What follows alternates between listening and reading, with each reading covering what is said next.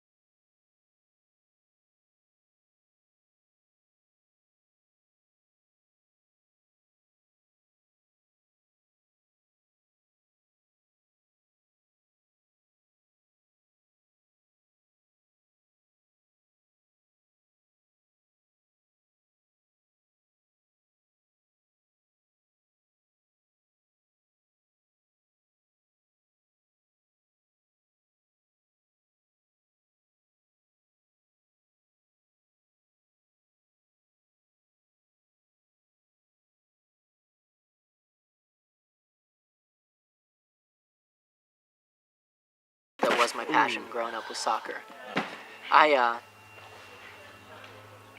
Throughout high school, soccer was, I really loved it, and I was willing to do anything for it, and even if that meant coming home at the end of the night in a lot of pain, just to have that experience, it was worth it to me. And it got to the point where my senior year in high school, I couldn't walk after practice until the next day going to school. And that's sort of when I started to know that there was something better out there for me. It was one of those things, after my amputation, I was really dismayed to hear that soccer in the Paralympics was performed on crutches, and it was crutch-around soccer. And not that it makes it any less of a sport, because I completely still have respect for that, but soccer to me was the way that it was, and I enjoyed that. It was a huge part of my life, but I just decided it was one of those things. It was successful, it brought me a lot of happy memories, and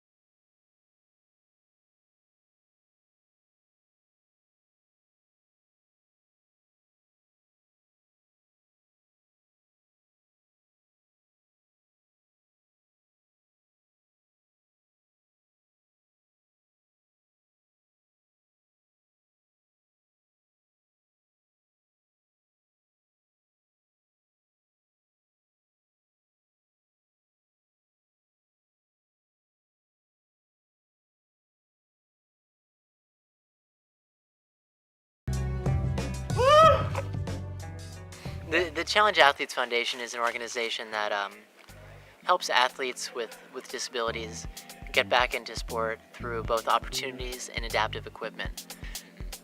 To get my normal walking prosthesis, I can do that through insurance. So insurance will cover a normal everyday leg, but they typically won't cover a sport-specific prosthesis like a climbing leg or a running leg. A running leg can cost, just giving a really round figure, 10 grand plus. I mean, even more than that. We could even be talking into 20 and 30 grand. Then my climbing leg, my climbing knee that I wanted was $2,500. The climbing foot is also very expensive also because, to go out and manufacture these devices, it does cost a lot of money to be able to manufacture these devices. And so without the Challenge Athletes Foundation, I wouldn't have a climbing leg and I wouldn't have a running leg. They haven't just helped me, they've helped thousands of athletes all around the world. Each year, they have a grant program that you can apply for, which is how I applied for my running leg and my climbing leg on a different year.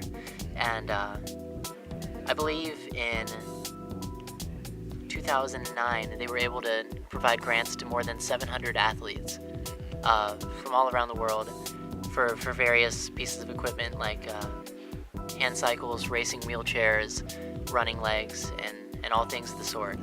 So, you know, they're really just a great organization, and I wouldn't be where I am today without them.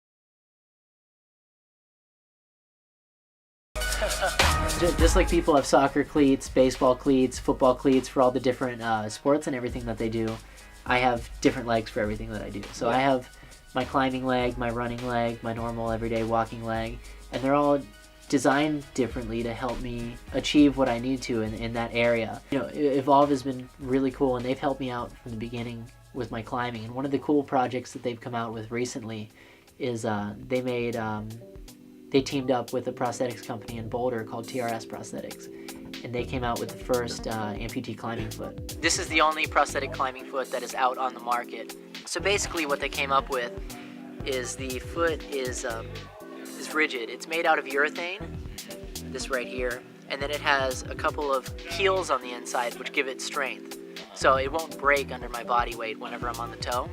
Then right here you'll see that it's rounded on the front. Right, so it can be used both for a right and a left foot. Oh, okay. So it's my left foot. So I use the front a lot and I use this inside edge a lot.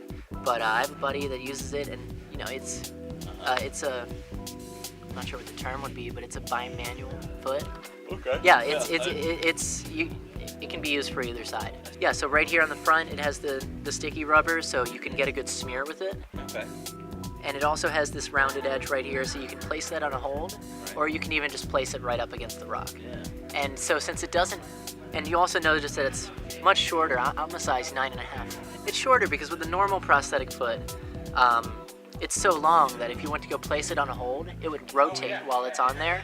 But this being shorter, it's a shorter lever arm, and it completely eliminates the rotation, which is what's so cool about it. And it was awesome for Evolve and TRS to pick up the project, because before that, all the other amputee climbers I knew were essentially taking wood blocks, shaping them because they were stiff, and then coating them with sticky rubber, and that was what their prosthetic climbing feet were. Wow. But now we have something that's out on the market that I'm able to use, and whenever a shoe gets worn out, I just put on a new one.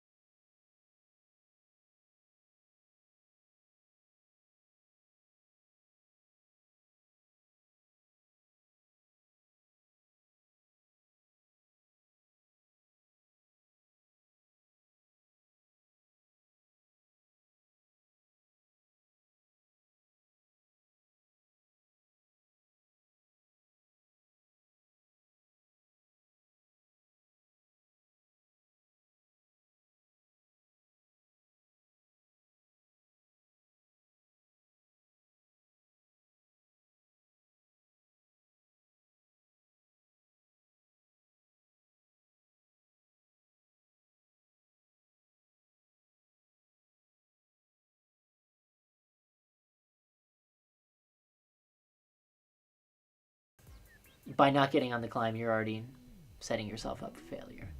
First climb, most notably, is Spiral Gyro. And the last trip, I looked at it, and it was really, late at the end of the day, and a bunch of my friends were trying it, and I didn't get on it. And honestly, I do believe that if I would have gotten on it that trip, and just played around with it, even though it was a little bit intimidating, I would have been able to finish it this trip because I would have known what I needed to do to get it done. I had a good idea, but you don't know until you get on it where you are and how far you have to go. And the second thing is, after you've worked the climb and figured out what you need to do to be able to finish the climb, is just to go out there and do it. Really start making little steps every day towards achieving that goal. Next trip, it's going to go. There's no doubt in my mind about it. And I know what I need to do to make myself better as a climber and get a little bit stronger and come back and be ready to take it down. Chosen out. Well, some people, they think that their whole life is based on just sitting on a couch and watching TV. And to me, I almost see them as more handicapped than Ronnie. Ronnie can do things that people probably will never do in their entire lives. And to me, the word handicap means, you're unable to do something. You're handicapped. You can't do this. You can't do that. But in reality, that's not the truth with Ronnie at all. Yeah. Yeah, that's it. Come on, man. You got it. Come on, Get it. you got it. Yo! Oh, dude, you got it.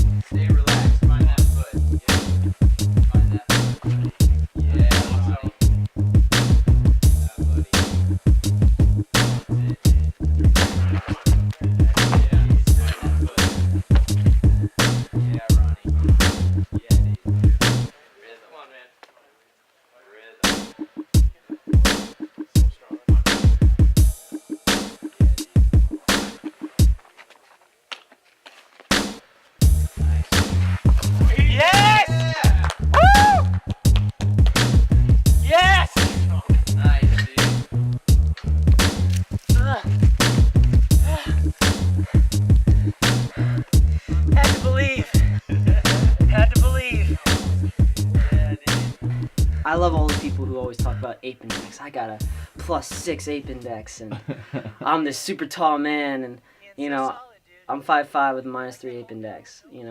But on this trip alone, people have said, "Oh, that sucks. That stinks."